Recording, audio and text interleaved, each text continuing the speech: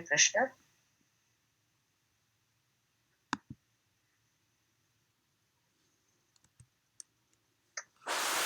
The recording has started.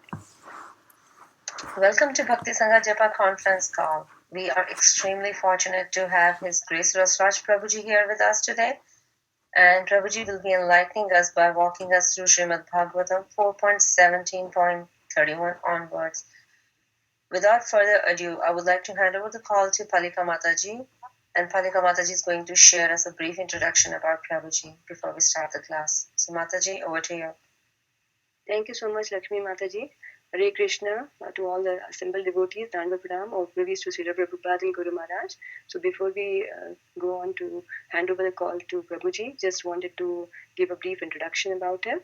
So Rup Goswami, in fact, in the Nectar of Instruction, mentions that our mind is like a mold of clay, constantly forming impressions by our actions and thoughts. So it is so crucial, actually, to fill our cup of mind with Krishna consciousness. And this is exactly what our speaker for today, Rasraj Prabhuji, has been doing. Initiated in 2004 by His Holiness Radhanath Swami Maharaj and received the second initiation in 2006, he has been actively preaching for more than 15 years, be it in Bhakti Vikshas or yoga centers or at various universities. He is a man of vision and enterprise. And a true example of this is his initiative in Eco Dallas, a compostable food service program, and also Krishna lunch program at various universities. He is an active volunteer in Sri Sri Radha Kalachandji temple, and his bhakti yoga and mantra meditation classes have taken everyone by storm in Dallas. The credit of security camera installation in the temple also goes to him. His wife, Rasikeli Mataji, is also a disciple of His Holiness Radhanath Swami Maharaj, and she has been teaching in the Gurukul School, Dallas, where their daughter is presently enrolled. Both Mataji and Prabhuji are also actively involved in doing Sankirtan in Dallas. Thank you so much. So handing over the call, Prabhuji, to you. We are so fortunate to have you on the call. Please continue to give your insight. Hare Krishna. Dharmika. Hare Krishna, this is Raj Das. Can you hear me? Yes, Prabhuji. Well, this is to all of you, Jai Prabhupada. I really apologize for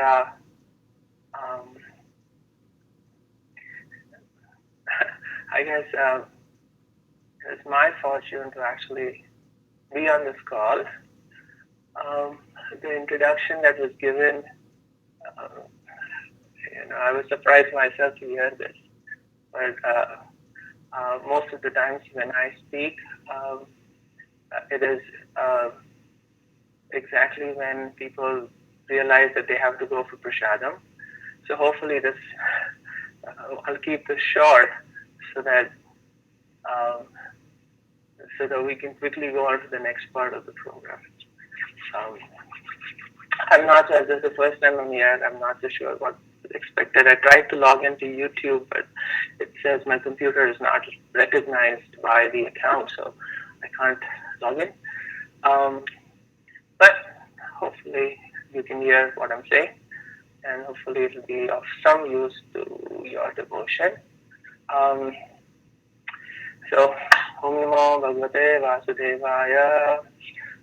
We're reading from Srimad Bhagavatam, Canto 4, Chapter 17, Text 31. This is a chapter titled Maharaj Prithu Becomes Angry at the Earth.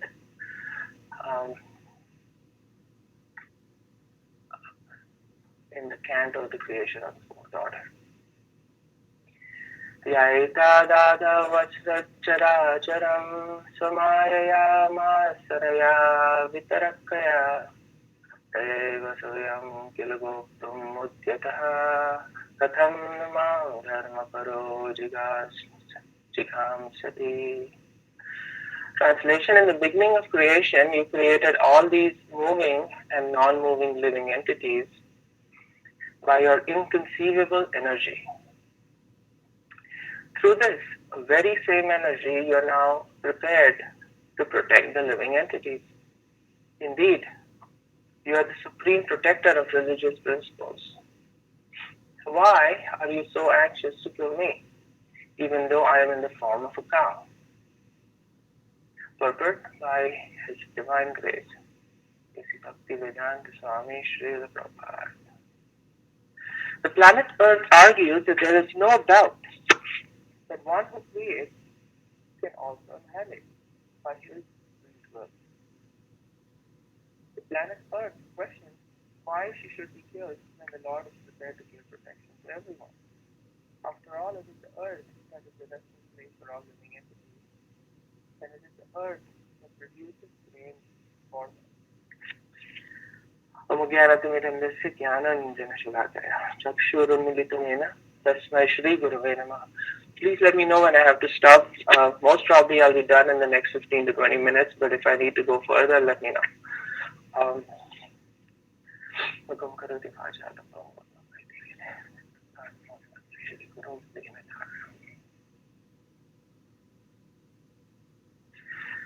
So this is a very interesting part of the Srimad Bhagavatam, at least from the perspective of preachers specifically and devotees in principle.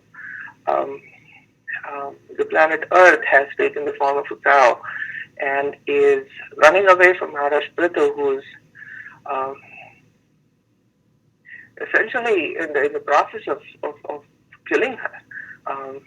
Is extremely angry because as the protector of the world, he's been approached by his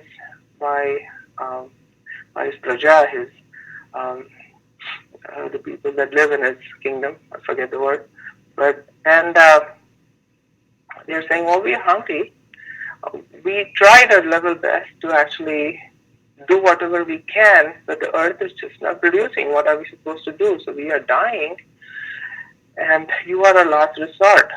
So Prithu Maharaj is now going after the earth, who is taking the form of a cow.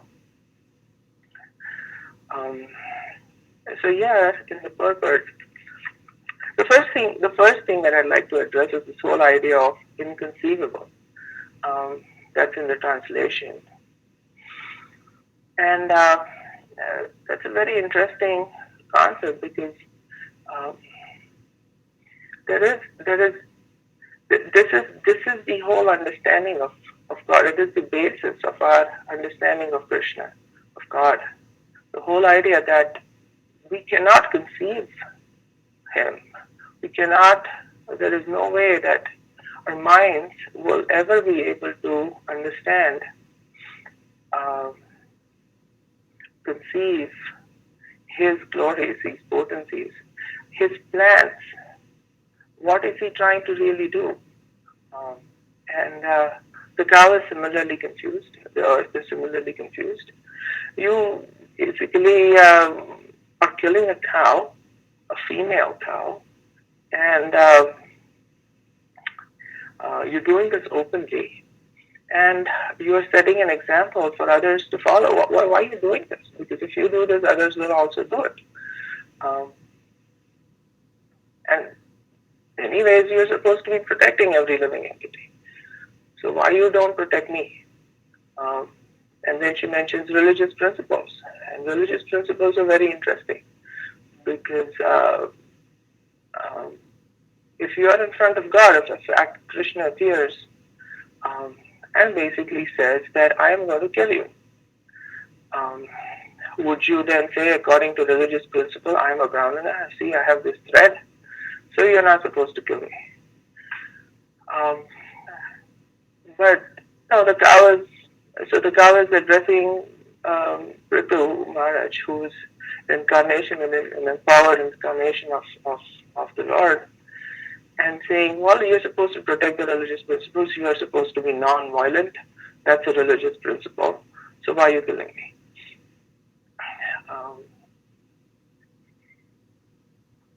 So, to understand this from the perspective of devotees is very, very appropriate. The first thing is what is the cow doing really? the cow is first not reciprocating with the citizens of the world, um, not doing what she's supposed to be doing. And so the mood of the cow as much is, and it's not saying that what's wrong with me, what did I, uh, why, the cow is actually focusing on the faults of Prithu Maharaj. Why are you trying to kill me? I'm just a cow. And we do that. I see that.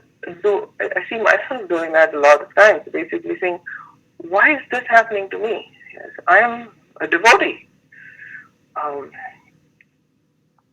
and in this situation, why am I not able to uh, perform those activities which I feel are appropriate for my devotional service?" Um, Sometimes the Lord takes away that service from us by force. And then we ask, why is the service taken away from me? Or then we fight vehemently to actually keep that service, even though we may not be performing that service correctly. And even if we are performing that service properly according to religious principles, the Lord is independent to be able to do whatever He wants to do whenever He wants to do it. And it is very hard to reconcile with that. It is very hard to reconcile with that, especially when we are practicing devotional service for quite some time. We become so caught up in the rituals of the devotion that we forget that this is actually for the pleasure of the Lord. Yes. That even when we offer obeisances to the devotees, we are offering obeisances to the Lord. What is the mood? What is exactly the Lord looking for? Yes. Krishna Saragrahi, He's actually looking at our intent. And He is trying to figure out what is best to actually change that intent. The first thing that comes to mind is that in my devotional service, I focus more on my devotion. Yes, my devotion becomes more important than the pleasure of the Lord, than the pleasure of the devotees. Yes, it is my devotion that is going to take me back to Godhead. And that's a very dangerous situation because it's never the case. Our going back to Godhead has nothing to do with our direct sadhana or the principles that we are following. Our devotional situation is purely dependent on the mercy of the devotees. Yes, and we hear that over and over and over again, and throughout the scriptures, that theme is essentially mentioned, that our sadhana should lead us to the point where we are able to take shelter of the devotees. We are able to take shelter of the Lord. But if it doesn't happen, dharmasnanasthita pumsha vishvakshena tathachiya notpadya dadiratim shramaya vahi kevalam. If there is not an attraction, to actually serve the devotees, if there is not an attraction for showing compassion to the living entities, then we should reevaluate whether the intent of our sadhana is correct or not. Yes, it is not the sadhana per se, and I've seen there are several people who have no connection to devotion who actually chant the Mahamantra. Yes, and they actually chant very nicely, very attentively, very consciously. They're chanting the Mahamantra. Yes, they're way far beyond following the regulative principles, for sure. And also not coming from a non-Indian background. And they chant the Mahamantra, and they chant it very nicely. They also do kirtan. So they're doing for everything that we are supposed to be doing as far as sadhana is concerned. However, there is a difference. Their intent is very different. Their intent is not to come to the point conclusively, effectively, that is going to lead us to service to the Lord. Their intent is something else. There are karmis. When I say karmis, there are people who are primarily engaged in activities that are for their own benefit materially. And they also chant the Hare Krishna Mahamantra and they follow the regulative principles. In fact, I've seen sometimes they do much more than devotees do. And they, their target is not to actually please the Lord. So what is so special about us by doing sadhana? The special thing is what Srila Prabhupada gave us, right? I mean, it is the intent. Um, there are three principles primarily that Srila Prabhupada focused on, and we see that also when Rupa Goswami had almost ostracized Jiva Goswami to leave Vrindavan, and Sanatana Goswami comes to him and says, well, there are three principles. And those three principles, what are they? Rupa Goswami says, well, the first one is Namaruchi. One has to have a taste for the holy name. And then there's Vaishnava Seva, to actually serve the devotees. And what's the third one? Jiva Daya, actually show compassion to all living entities. And it's not that first we develop Namaruchi, then we develop Vaishnava Seva, then it's not a progression. It's all of these together that form the basis of our purpose or intent of actually being in Krishna consciousness. So then we can evaluate ourselves based off of, in principle, those very macro level milestones, if I may. Saying that, do we have some taste for chanting and how does that manifest? The taste for chanting is manifest. I mean, the first thing is that, Asat Krishna, we have no taste for matter, yes, material things. What does that mean? It means that first, of course, for the gross material things, which is,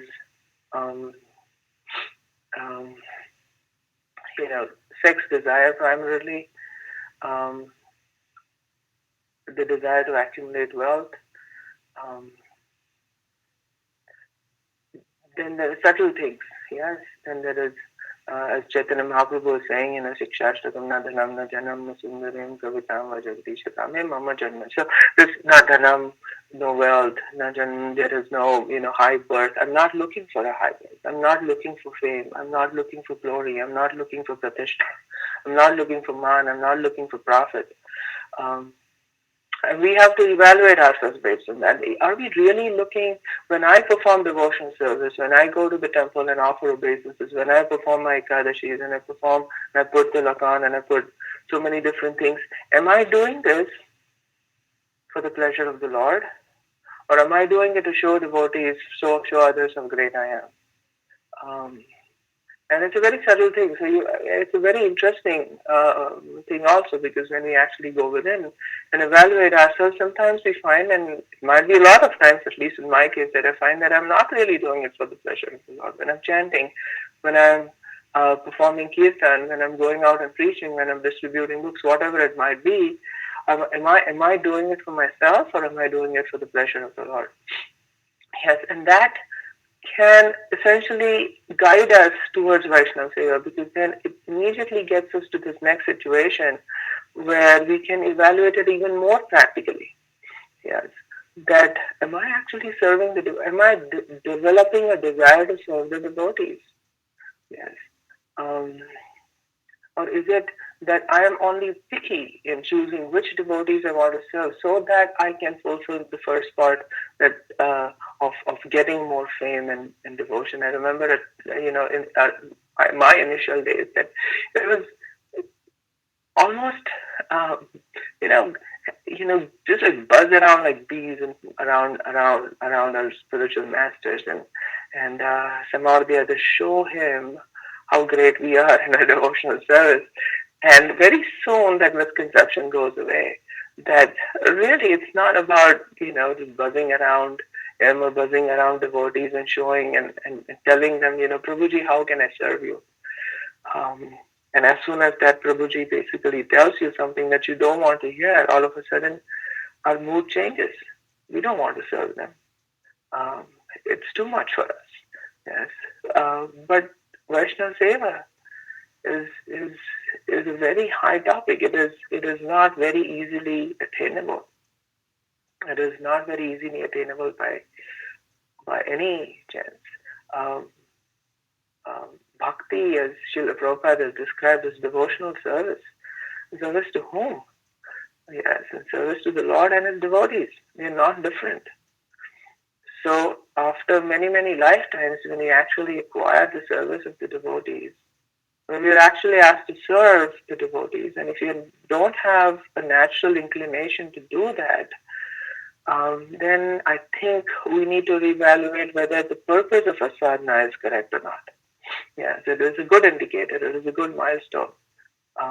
Are we selective in which devotees you're serving? Whether, oh, this is a neophyte devotee, or this is a pure devotee, this is Kanishta Adhikari and Uttam Adhikari and this, that, and that. And we keep looking for only the Uttam Adhikari because the rest of them are below us to serve.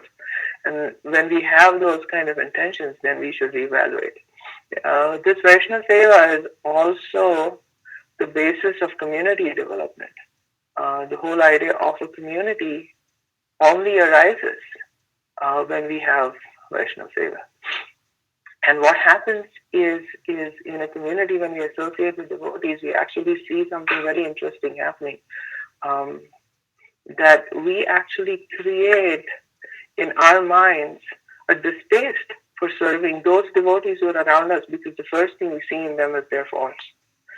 And when we see that, we should again go back and really reevaluate, what am I doing here? Yes, what is it?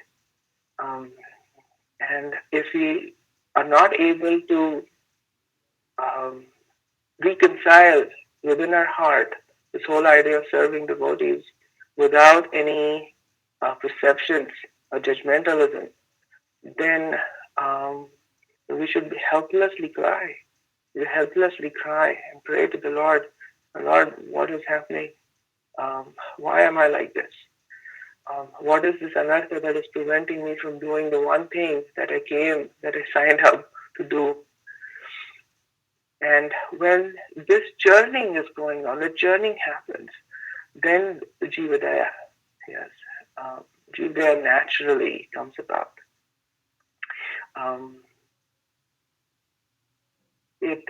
One thing that I do want to mention before I get into Jivadaya a little bit, and I won't spend too much time there, because I think we're just about out of time, is this whole idea of, if you really think about this, right, I mean, the cow is not really approaching a guru. She's not saying, well, I did this because I had this adhikar. I was given this adhikar by such and such person, and I consulted with my guru, and he said, well, in this particular situation, it is all right for you to do that. And I had this constant conversation of some sort with my mentor, with my spiritual Shiksha Gurus, Diksha Gurus, my guides in my spiritual life, and based off of that, and if that was the situation, Maharaj Prithu, I'm pretty sure, and this is speculating, would have been comfortable, or he might have gone to the Guru and basically said, what's going on in this situation? And if the Guru has the right intention and in line with the desires of Maharaj Prithu, then things would have been all right. But the chap is basically saying, I decided all by myself what I'm supposed to be doing, and that's why Maharaj Prithu is pretty pissed off. So during Vaishnava Seva, this whole idea of serving the Guru is also to actually understand how our devotional service should be performed. Yes, and when we have these difficulties with other devotees, and that's when I say other devotees, all other devotees at all different levels, then we should approach our Guru also and see what's going on. How can I get over this? How can I get over this? Those are the real questions that need to be asked, is to actually evaluate really what's going on in our heart and to present before our Guru and say, this is happening, what now? And it is not that the Gurus don't, our spiritual mentor doesn't have an answer. The scriptures don't have an answer for this. They have an answer for everything, for all different situations. And that is why we see in that Bhagavatam there are so many different devotees with their own individual quirks and that have presented those before the Lord and have been relieved of those. And when we come to a certain point of, and it's not about a when, this whole purpose of doing our devotional service in a certain mood naturally leads to Vaishnava Seva. And that is an excellent milestone for us. Are we really feeling compassion for all living entities? This is a huge point. And as devotees, we have to be very, very conscious about that.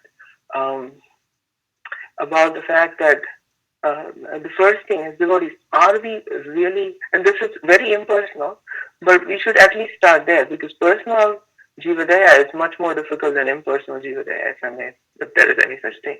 This whole idea, are we taking care of Mother Nature, of Mother Earth?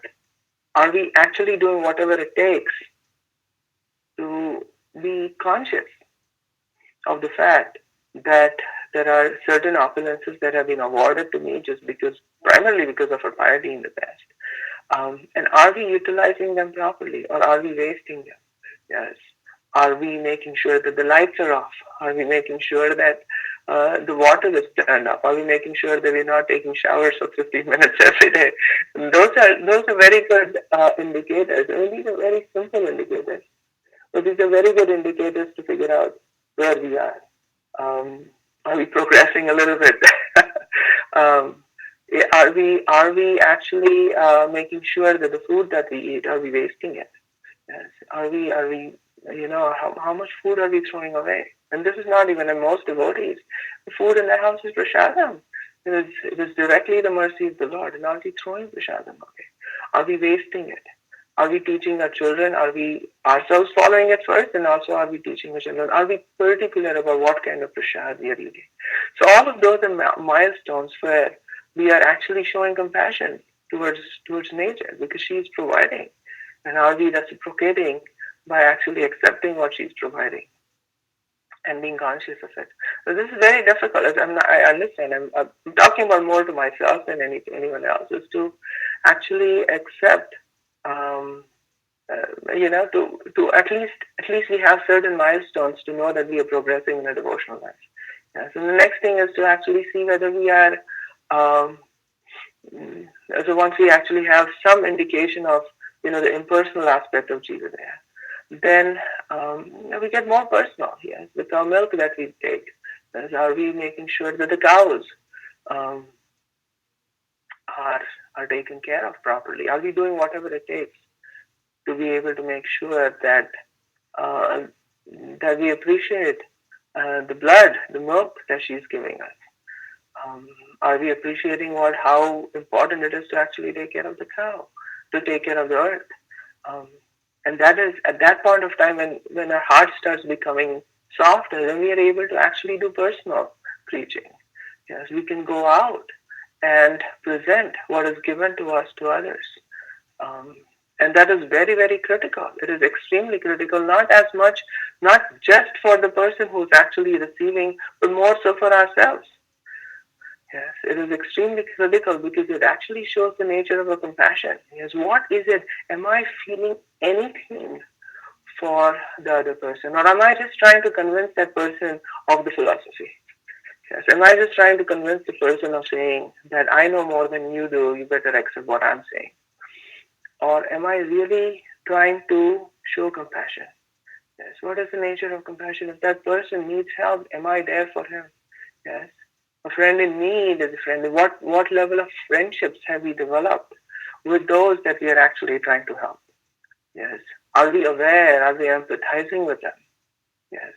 Um, and sometimes are we only empathizing with those that are um, easy to empathize with? Our fellow, colleagues and people that are around us. And I've seen that in a lot of cases, and I see that again with myself, is that coming from an Indian background, it is so much more easier. It's so much more easier to communicate with those with an Indian background. But what about everyone else? What about what Srila Prabhupada really wants us to do? And especially those of us who are in America, I think most of us in this call are from America. It is extremely important that we reach out in wonderful ways um, as an instrument of Srila Prabhupada's compassion towards everyone. Yes, and we should naturally have that inclination. It's a great indicator of whether we are progressing in our bhakti. Yes, it is a great indicator of whether our chanting is really having an effect, or are they just blank gunshots? Yes, they sound just like real gunshots, but they are blanks. There's really nothing in there. So how do we fill up? As Mataji was sharing, it's like clay pot. How do you fill it up? or are we just carrying around an empty clay pot? Um, and those indicators help us progress in our bhakti. It actually gives us a direct perception of the Lord. Yes, through this compassion, through His mercy. It is amazing what Krishna can empower us to do if we are very conscious of these milestones. That um, it goes far beyond our own abilities, um, and it is not that we are trying to create a devotional resume here in one sense, but it is to actually internally have that feeling that I, I hope, my Lord, that you're pleased. Yes.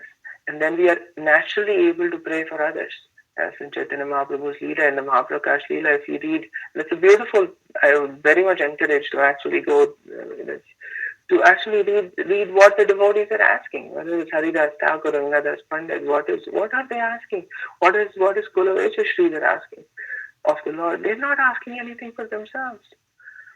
They're asking, please, birth after birth I need. Can I, I desire the remnants of the devotees. And that too I'm not qualified to get. This is Haridas Thakur. Yes. Golaveja Sridhar is saying, birth after birth, may I serve the devotees, may I always remain a servant, may I remain a dog in the house of a devotee.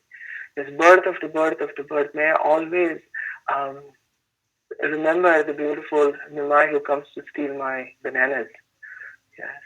I don't want anything for myself, nothing for myself.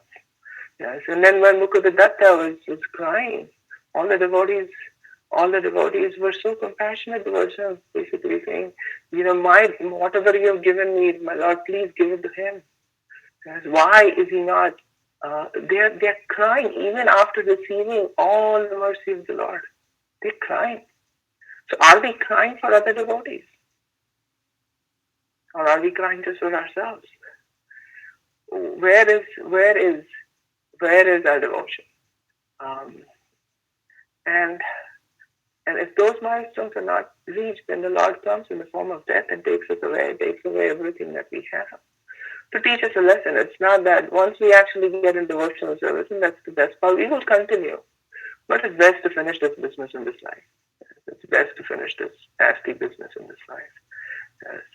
To finish the material, at least the perception of us being in the material world. At least that illusion, if that's taken away, it is a very beautiful world that we can live in. And the Lord comes, and He has to, at some point of time, take away. And when I say kill, it might be even while we are alive. He kills. He takes away certain things which we hold so dear to us, which are detrimental to our devotional service. Yes. And the same thing is happening here in this past time, at least in my opinion. So I'm going to stop here. I hope I didn't speak too much. I sincerely offer my apologies if I said something that is not appropriate. I can't see you, so I don't know whether you have knives in your hands or tomatoes to throw at me. So thank you so much, Srila Prabhupada Ki Jai. Where do we go from here? Hare Krishna, Prabhuji. Thank you so much for the beautiful class, Prabhuji. We are all here, Prabhu. I know that you cannot see us, but we are all here. We have 21 callers on the call, Prabhu. Thank you so much for such a beautiful class. If you want, you can go ahead for another 5 minutes, or we can have a question answer session, Prabhuji. Let's see if there are any questions. If there are any questions, and we can then I can maybe say something else. Thank you so much, Prabhuji. Yeah, Prabhu, I have one question, Prabhuji. Can I ask you? Who's this? I'm sorry. Hare Krishna, Prabhuji. Please accept my humble obeisances. This is Vinaya. Can I ask you the question, Prabhuji? Yes, Mother Vinaya. My obeisances to you. Hare Krishna. Prabhuji, you are talking that we should check ourselves whether we are doing the service to please the Lord or just doing like that. So if we come to the point that, as, struggling devotees, we, for my sake especially, I'm sure that I'm not doing it for pleasing Krishna, I'm just doing it like that. So what is my, encouragement? Like, how do I progress from this level? I mean, how can I make myself, to go further? What is my hope to get to that level? Prabhu, can you please help me in this? You're already there, but you're asking for my purification, so I'll say something.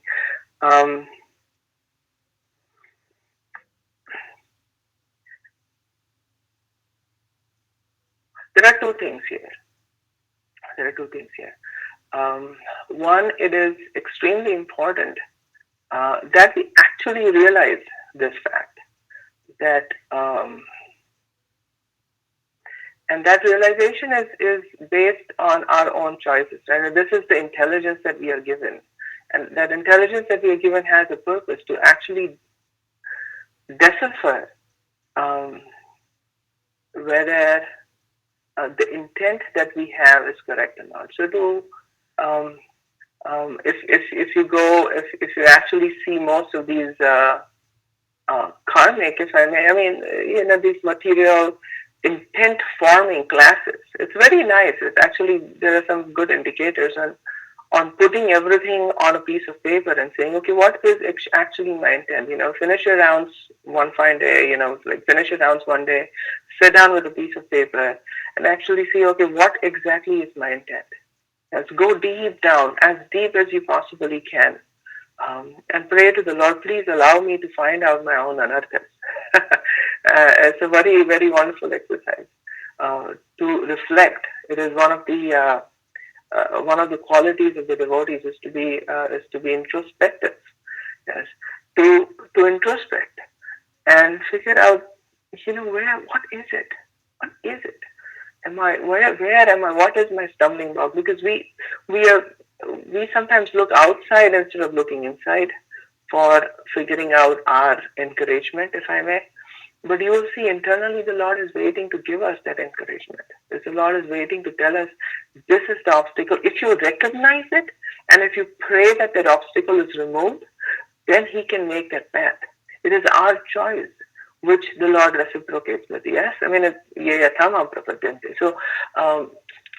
so to introspect about that and to actually specifically target that anartha. It might be, a small form of a larger anartha, but it is something that we realize is a problem. Okay, that's part one. The second side of it is to actually get always direction from our mentors and be very, very open to them about our situation. Yes, we should have someone who we can talk to and say, I have this problem. Yes, this is my biggest problem. Yes, it is not so much about going to our mentors and telling us what we did, rather going to them and telling us what we really cannot do and be very, very specific about that particular anartha. And our Shiksha Gurus may or may not be able to help us directly, but they can definitely guide us in the right direction. The second thing is, because we are approaching them for help, the Lord within our hearts actually reciprocates. Because we are humbling ourselves, and this quality of humility is very critical for us to actually solve the problem. Yes, to actually realize that we are not Mahabhagavats yet. So that actually pushes our devotion to the next level, where we are helpless. When we are helpless, then we cry out. And that is why Srila Prabhupada is saying we should cry like a baby when we are chanting the holy names. Now that doesn't mean that externally our chanting sounds like that. No, but the internal purpose, when we are hearing each and every word of that mantra, is the mode of desperation. Yes, it's the mode of desperation, saying, I'm so helpless, I'm so far away. How can I please you? When being in such a very despicable situation. And the Lord reveals. Then the Lord reveals, either through His devotees or directly, how we can actually overcome that. And it becomes, what should I say, if you ever play video games, and I'm not recommending that you do, but you get these powers, and you go to a certain level and you get these powers. But you have to make that endeavor to get to that level. You should want to go to that level. Yes, and when you get that power, it's yours to keep. It is yours to give because we have strived to overcome, not by our own effort, but by the mercy of the Lord, to overcome that anartha that's within us. So that becomes yours. Now it's yours. You have realized it. It's changed from Gyan to Vigyan. It has changed from knowledge to science. It has changed to realization. And when you keep that, then we can progress. We can step on it. It's a stepping stone. We can step on and move to the next level. Am I making sense, Mother Vinay? Yes, Prabhuji. Thank you so much. Yes, Prabhuji. Thank you. Hare Krishna, Prabhuji. Such a nice way you explain the Leelas from Sri Bhagavatham, and especially the collaborative story. And Prabhu, today is Sri Jagannath Riyatra. If all Matajis are comfortable, can you please explain about Sri Jagannath, Sri Balram and Sri Rani? And if you have more time next time, can you please explain about the mood of Srimati Radharani, Gadadhar Pandit story, Gadadhar Pandit Leela? So, if I understand your question right, Mataji, who am I speaking with? Ringa Gopika from Atlanta. Ringa Gopika, Mother, Mataji, my obeisance sister. So, you have Rath Yatra today? Yes, Prabhu. Yeah, we have 3 Rath Yatras in Dallas today. Actually, yeah. Gopinath ki jai ho. Yeah, yeah. Very, very on the very top level, right? I mean, it is. I think one of those things which inspires me in the Rath Yatra, and most of us know the story of the Rath Yatra, where Jagannath, the beautiful form of Krishna, remembering Vrindavan and his personal intimate pastimes with his devotees in Vrindavan, assumes a form that is inconceivable and is most merciful. So much so that he comes out personally to give darshan to his devotees, to actually give everyone an opportunity to see him, and specifically to reciprocate with him by dancing and chanting his holy names. Lord Chaitanya and Jagannath Puri, in the pastime so happens that the devotees pull him to Kurukshetra, to Vrindavan from basically the abode of Mother Lakshmi, and take him to the Gundacha temple. And at the Gundacha temple, he stays for some time and then he returns. So this whole idea of cleaning Gundacha, this Gundacha pastime is very beautiful because it is very applicable to us in very wonderful ways. That it is in the purification of our hearts where the presence of the Lord is, where the Lord is happy to be present. Person, he's wanting to be present in that situation. That the pulling of the Rath is primarily the pulling of the Lord within our hearts, and He's not going to come within our heart unless and until we purify our hearts completely. And it is very instructive to read the pastime of Lord Chaitanya cleaning the Gundacha temple, and to actually do it very, very meticulously, because it is in those in the dust that is accumulated in the corners, that is very difficult to get to, lies the seed of devotion. And so much so that Lord Chaitanya was so enthusiastic in cleaning the Gundacha mandir that he was able to collect as much dirt as all other devotees combined and more. And he continued to clean and clean and clean, and all the devotees were extremely amazed. This is the mood of Srimati Radharani. Right? Lord Chaitanya is in the mood of Srimati Radharani. Yes.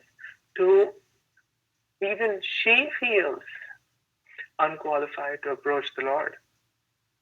Yes, and that the last prayer of the Shishtashtama, Shrishava Padaratam Pinashtama, Adarshanan Marmahatam Parodiva. So this whole idea of that whatever you do is your prerogative. Yes, Mother Prana, you still remain my worshipable Lord.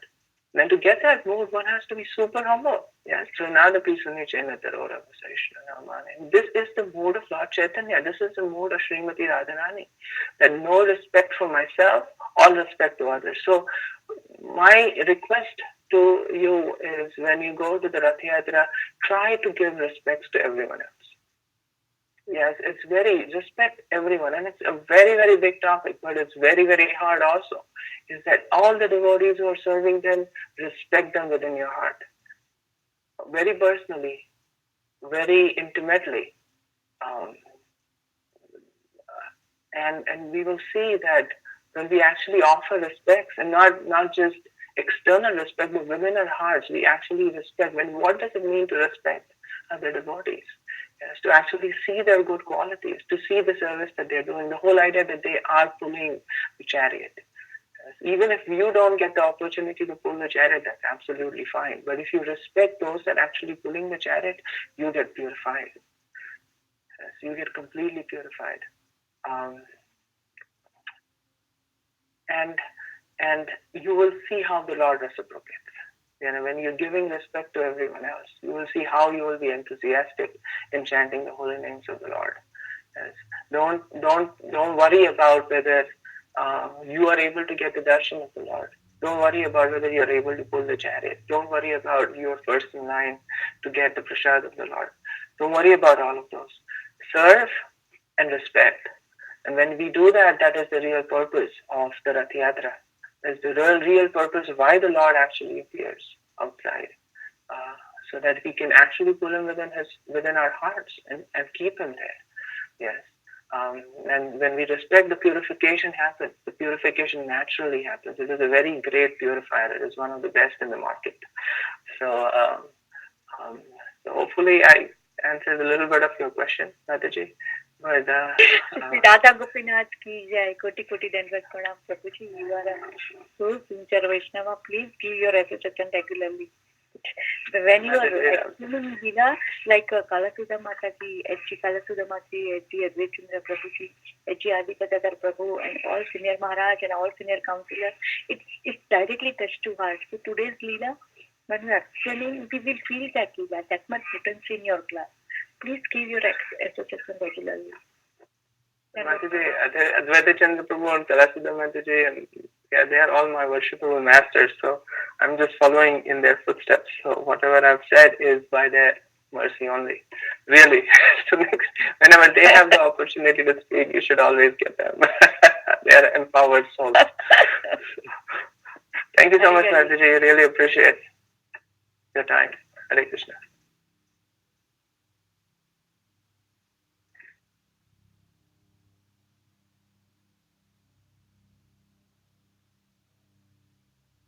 Hare Krishna Prabhuji, Dhanva Pram, all glories to Srila Prabhupada Guru Maharaj.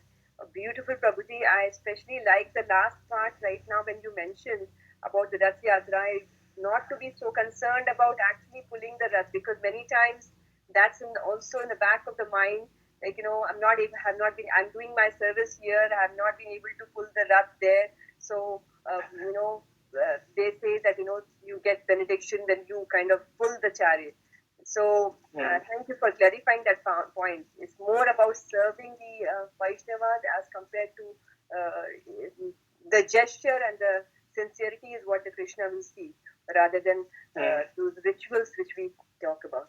One more question was, like, especially with when we have the spiritual masters coming over and all. So sometimes, we may not be able to serve directly so much.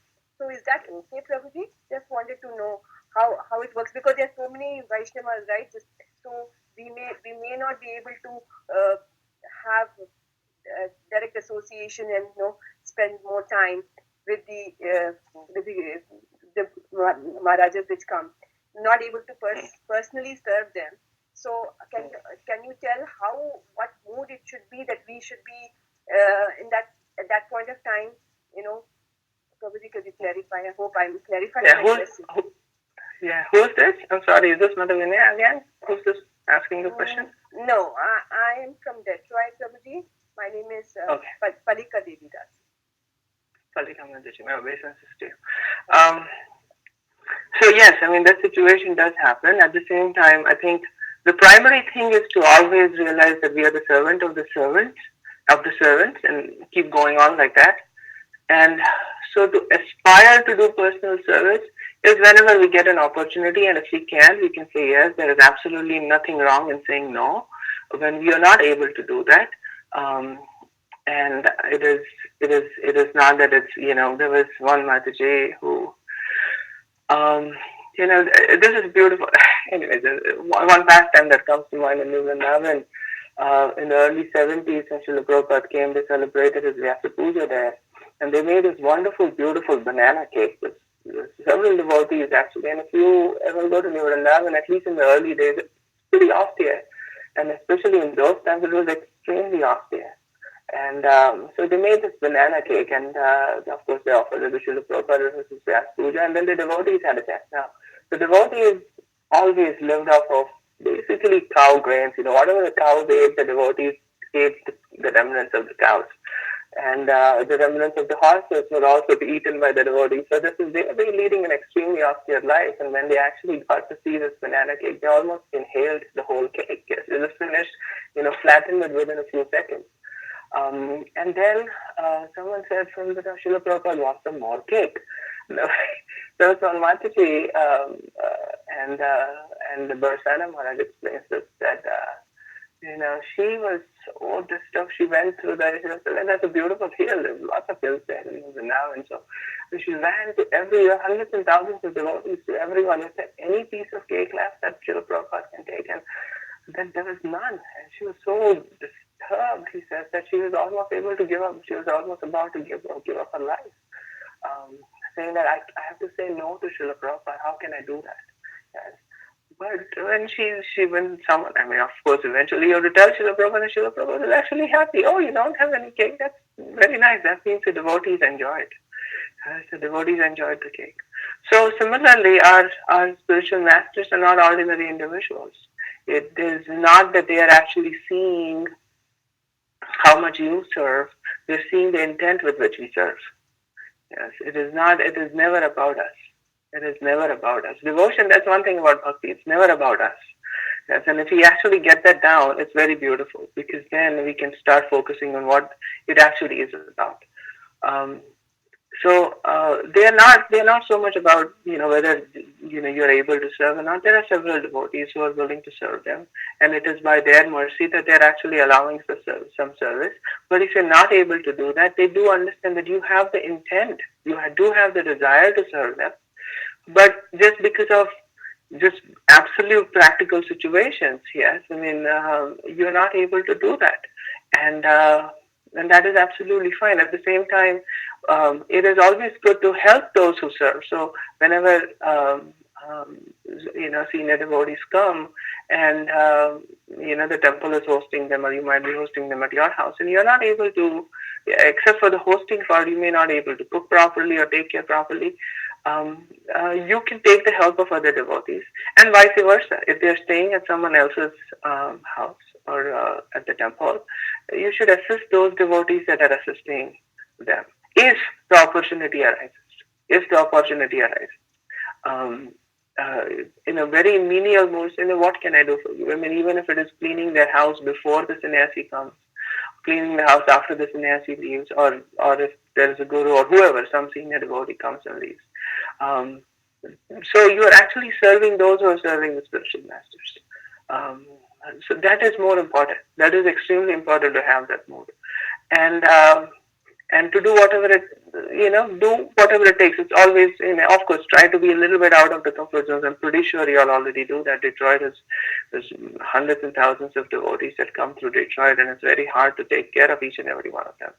But to actually have that mood that it is not my service as much as it is to actually have them served, which is more important, to make sure that they are comfortable, that they are happy in whatever is happening, and then moving on from that point on. And there are devotees that come that you may not be able to serve as much as others, and that is fine, but at least the intent should be there. Yes, and as that intent naturally leads to other devotees also rubbing off your intent and wanting to serve.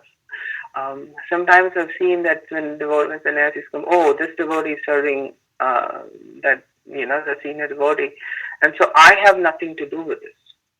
I shouldn't be bothering him or something. No, it's always good to ask. Prabhuji, if there is anything that I can do, absolutely. If I have to take out your trash, don't impose on them. Definitely don't impose on them. But at the same time, be um, very proactive in basically saying that if there is anything that I can do. Also, it is good to understand the situation of the devotee. They might have some financial difficulties. I know that sometimes we have pujas are celebrated, and sometimes some of the devotees make financial decisions which are based on their own situation. And if you have the financial means, and that's the easiest way to do to have actually serve the devotees who are serving their sannyasi, their Guru Maharaj, is to actually help them. Prabhuji, I'll take care of the flowers, if it is okay with you. Or Mataji, I'll take care of making the garlands, or I'll take care of making sure I wash the plates after everything is done. I'll wash the pots after things are done. So don't worry about it. Please allow me to do the service, and do that very, very sincerely. And you will see naturally those relationships develop where you're helping each other and serving the devotees, and then eventually serving the Lord. So this is my opinion. I don't know whether I've answered your question or if there is any specific thing that you'd like to discuss, but that's my humble opinion. Thank you, Prabhuji. Actually, it clarifies a lot because what it goes to show is basically every gesture, whatever little, whatever we can do, we keep our enthusiasm going, and as you rightly said, ask the senior devotees, however, in what form we can help and we can serve basically.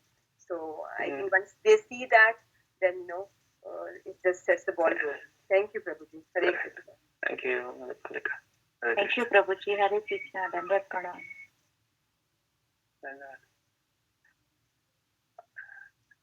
Are you done with your torture? No, Prabhuji, it's really not. I don't want to. Leela's going on like when Saraswati Mataji every Saturday taking class to take us in Sridham Vrindavan Dham. Like that, we hear Sri Bhagavatham again and again from you, Prabhu. Are there any other questions? Or? Hare Krishna. I just want to follow up on your answer just a while ago. When you said that that the service is not about us. The senior devotees, the spiritual master, they're looking at our intent. So when you say that they're looking at our intent, I wasn't able to see how that wasn't about us, though.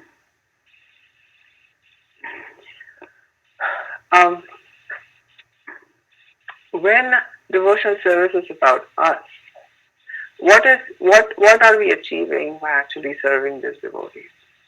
Yes. Are we aspiring for mercy? Are we aspiring for their blessings? Or are we aspiring to actually please them? There's two things, right? I mean, and we kind of discussed that a little bit in the sense that, I want to serve as compared to the service should be done. Those are two very different things. Because in the first part, the I is more prominent. That I want to serve, then the service becomes secondary to me. Yes, I am the one who's serving. Yes. Mm-hmm. I am the one who's getting the blessing. I'm the one who's actually getting the credit for what's being done. The second thing is the service should be done. Now, if you have the ability and enthusiasm and the means to serve, they should definitely do it. And of course, the authority, if I may, I think the proper word is at least you have the blessings of other devotees to actually engage in that service, then you should definitely do it. But if you don't have the ability to do it, or you are not being given that particular service, or someone else is doing the service, then one should try to help those who are doing the service in a very reciprocate the ways. I mean, I don't know, for lack of a better word. It basically means that the service is getting done, and it's been made better by the fact that you are now relieving that devotee from certain things which are not directly serving, like washing the palms, like doing this and so on and so forth. So that intent is what Krishna is really looking at. It is the whole idea is that the devotees of the Lord never want to be in the forefront of anything unless they are told to. Yes, unless they are told to, they will not ever get into the forefront of doing any service for anyone. Yes. When Kulavacha Sridhar, and we spoke about him, when Lord Chaitanya was showing us Mahaprabhu's Leela, Kulavacha Sridhar was completely aware of the fact that Lord Chaitanya is Krishna himself in the mode of Srimati Radharani. He's completely aware of that. And so when he sent his devotees to call for Sridhar, first no devotees even knew who Sridhar was. They didn't even know who this personality was. And he said, no, go in this direction and you will see, you will hear the loud chanting of my name, of Krishna's name. And so the devotees went, Sridhar, where are you? And when they reached Sridhar and they told Sridhar, the Lord wants to see you. And Sridhar said, the Lord wants to see me? Why would he want to see me? I'm so fallen, so unqualified. I don't have any qualifications. They have to drag Sridhar to come to see Lord Chaitanya. Because he felt, I'm a disservice to the Lord. I have no qualifications. What can I offer the Lord? I have nothing to offer the Lord. Yes. So are we in that situation? Yes. Or are we basically saying, no, I can make such nice prasad that I should be the one actually serving the Lord. I should be the one instructing the devotees in how to serve the devotees. So those are two different moods. Yes. You may have the ability, but we should have those abilities to, we should also in parallel to all of this, should have also the humility to serve. Yes, both of them have to go hand in hand. Yes, so when the opportunity arises to serve, then we serve. But that opportunity is not something that we make ourselves or we feel qualified for. That opportunity is given to us by other devotees. And you will see there are plenty of opportunities. There's hundreds and thousands and millions of opportunities, yes, to actually serve the Lord and His devotees. Yes. And so we try to remove ourselves. And this whole idea of dasa anudasa, it's anudas. It's anu, what does anu mean? It's infinitesimally small, atomic. Yes. What qualifications do we have to serve the Almighty Lord when we are just a very insignificant service? What can we do anyways to serve them? But when the opportunity arises, Krishna empowers. It is the empowerment of that devotee that will allow us to serve them. It is the empowerment of the gurus that allows us to serve them. Yes, we don't have any qualifications. Yogata vichare kachu nahi pai, tomara karuna kare. Yes. So are we actually understanding that or are we feeling that? And when we feel that, then we understand that it is that intent that pleases the Lord so very much. Yes, that I am no one. Yes, I'm just a very insignificant fallen soul. Yes. But that shouldn't depress us. That shouldn't get us to the situation where we're sitting with our hands in our head saying, I have no qualifications. No, whenever the opportunity arises, we should be enthusiastic. We should be extremely enthusiastic, and with determination we should serve as best as we possibly can, understanding within our heart that this is the ability to do that has been given to us. Yes. So those are two different things. Am I making sense, Mataji?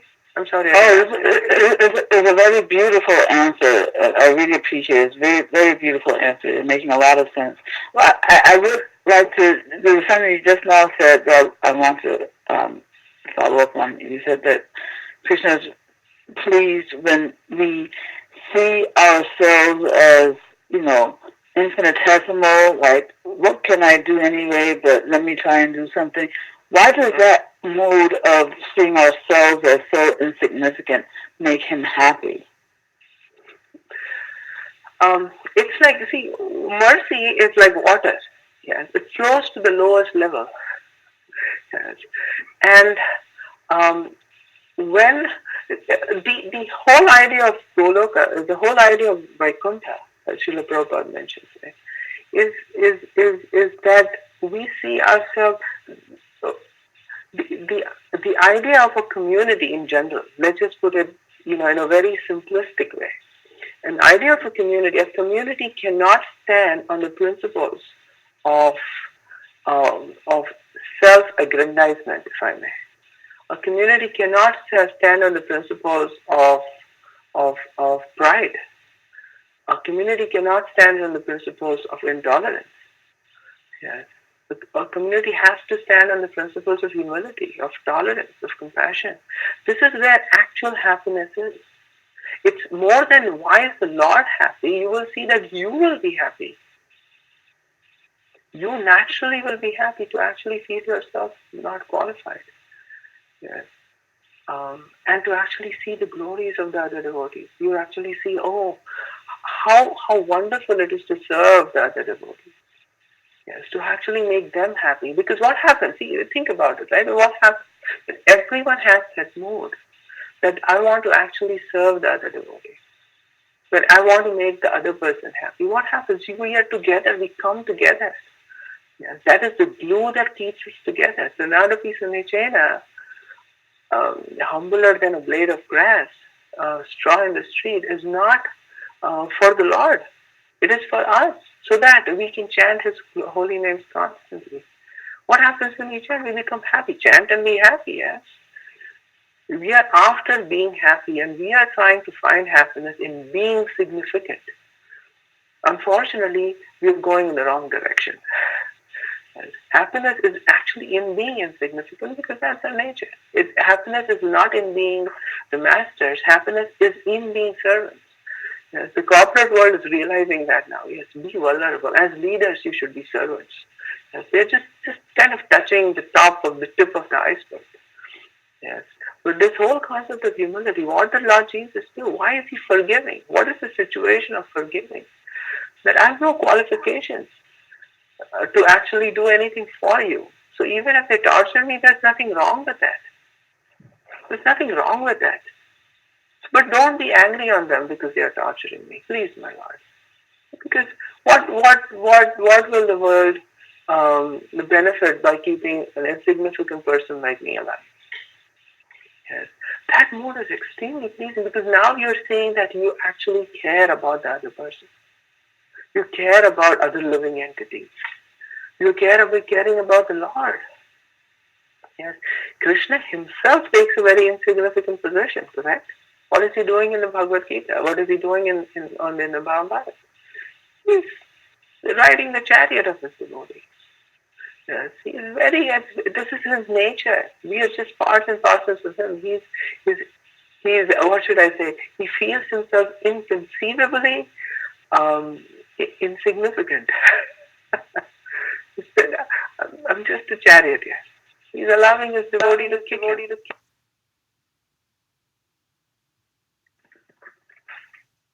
Hello?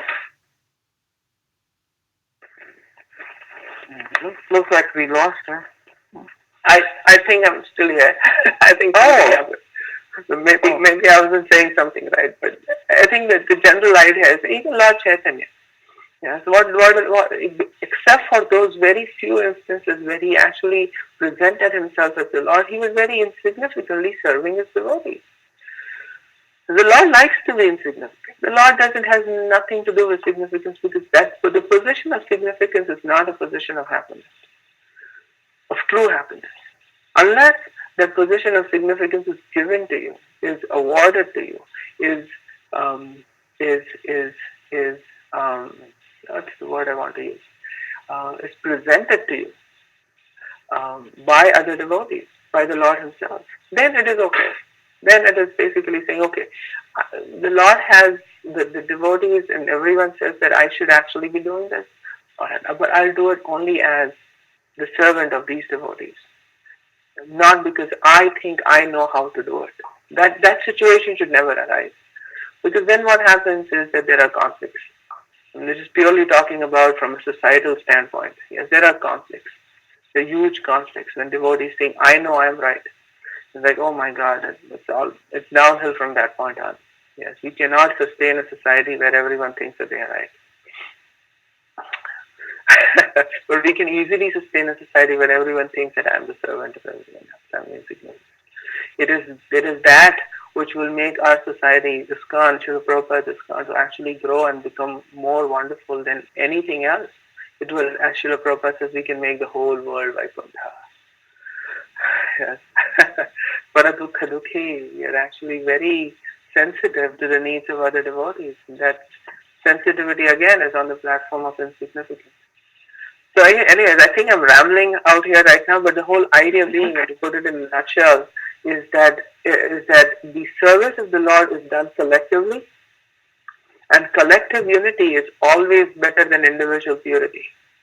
Yes, because it is within this collective unity, which on the basis of which is insignificance, the basis of which is humility. It is in this collective unity that we have the doors of the spiritual world open to us. Does it make sense? Oh, it's really so wonderful. So I mean, this mood of insignificance is as a foundation for happiness is quite counterintuitive, in material society. But I think the main point that I gathered is that we need this mood of humility in order to foster a sense of cooperation and community among the devotees, and that's what Krishna is looking for. That absolutely. That love among his devotees, which can only happen if that mood of not wanting to be prominent is there. So that's what I gathered from what you were saying. Absolutely. No, thank you for summarizing this very nicely. Thank you. No, I really appreciate your making this. It's the first time I feel like I'm understanding the significance of this mood. I appreciate your answer so much. Thank you very much. Thank you.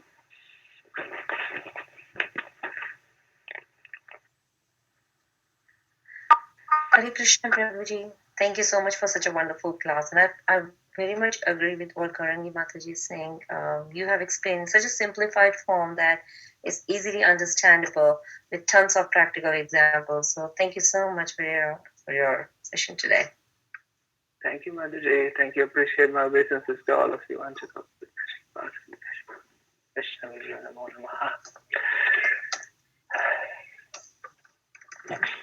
Krishna, Prabhuji, Dandavat Pranam. All blessed to Srila Prabhupada. Thank you, Prabhu, for coming on the class and giving the class. I think I had heard you first when you had for the Gaura Arati, and the way you had explained the Arati and then sung the Arati, it was just mesmerizing. And thank you so much for again. This is Sita Priti, Prabhu.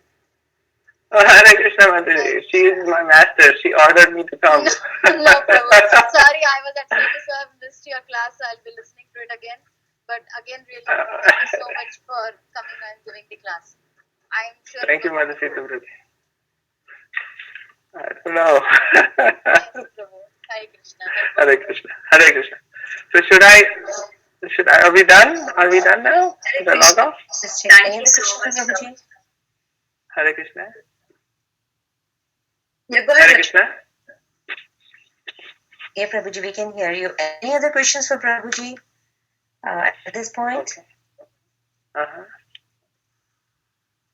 Yes. Thank you so much, Prabhuji. Really wonderful session, and we really look forward to having your association again in future. Hare Krishna. Hare Krishna.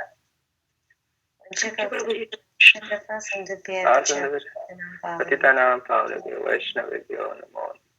Granth Srimad Bhagavatam ki jai, Srila Prabhupada ki Srila jai. Prabhupada ki jai. Prasad Prabhuji ki jai. Hare Krishna.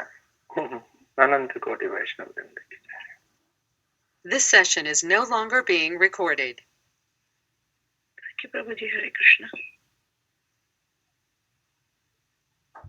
Goodbye.